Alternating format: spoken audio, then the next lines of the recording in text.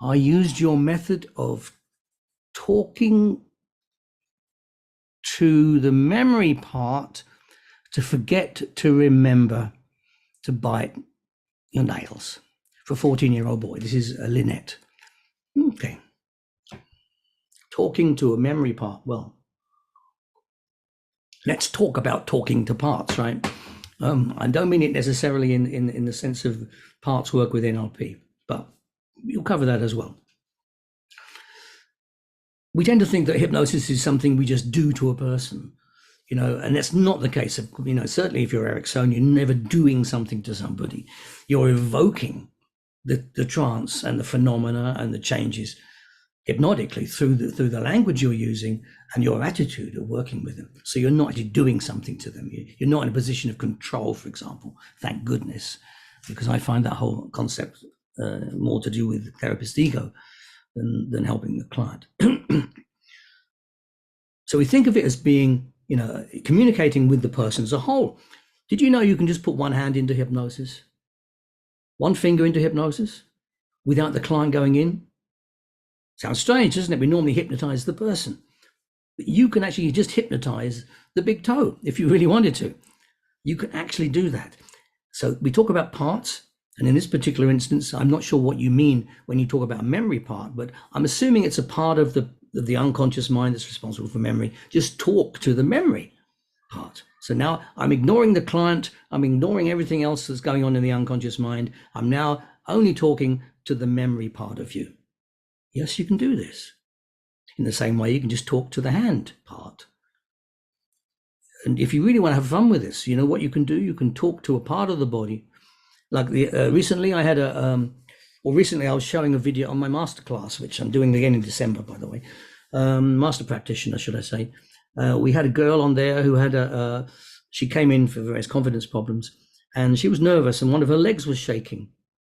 And so I made a joke of this, that there's a shaky leg there. And so I talked to the leg, and I didn't tell it to stop shaking. Of course not. I think I asked it to shake even more.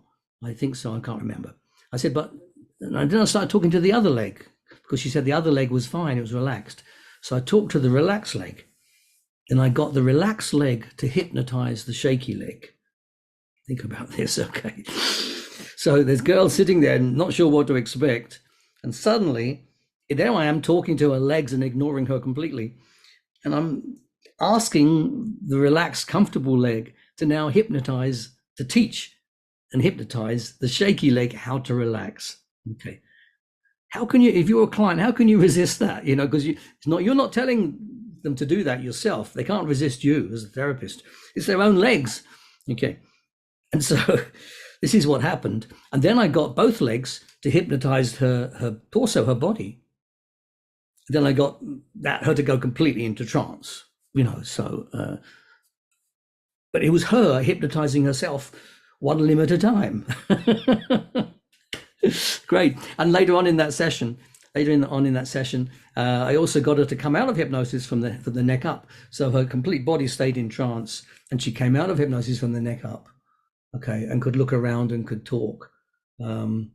And then she went back in again. And I linked that to some therapeutic processes each time that she came out and went back in again. She did it 3 times. Something therapeutic was happening each time. Anyway, that's another story. Okay. So when we talking about parts, we know in NLP, for example, you can talk to a creative part, you can talk to a courageous part, a confident part, or something like this. And this is very similar to, I train with Virginia Satir. Some of you will know who she is, an amazing woman, no longer with us, I'm afraid. And I trained with Virginia Satir, and she did things called parties as part of her training. And she would tie everybody up with rope. It sounds very kinky, doesn't it? Have these ropes, and she'd tie us all together. And she'd have like the person who has got the problem, the client, if you like, and she'd nominate different people to be different emotions that the client would talk about in their interview about the therapy. So I might be the jealous part or something. Someone else would be the guilty part.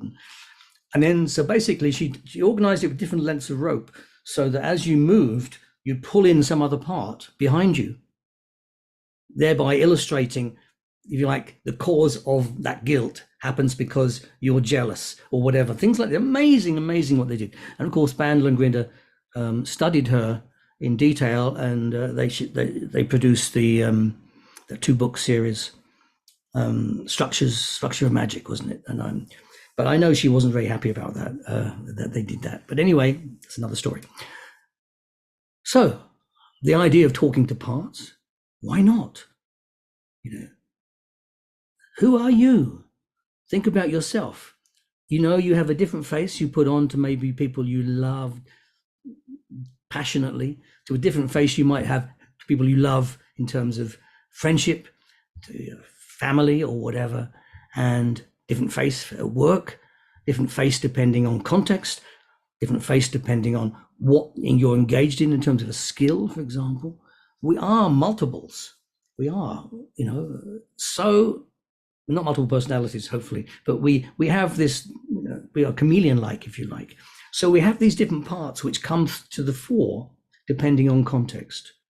It's always context that determines how we make decisions and behave at any given moment.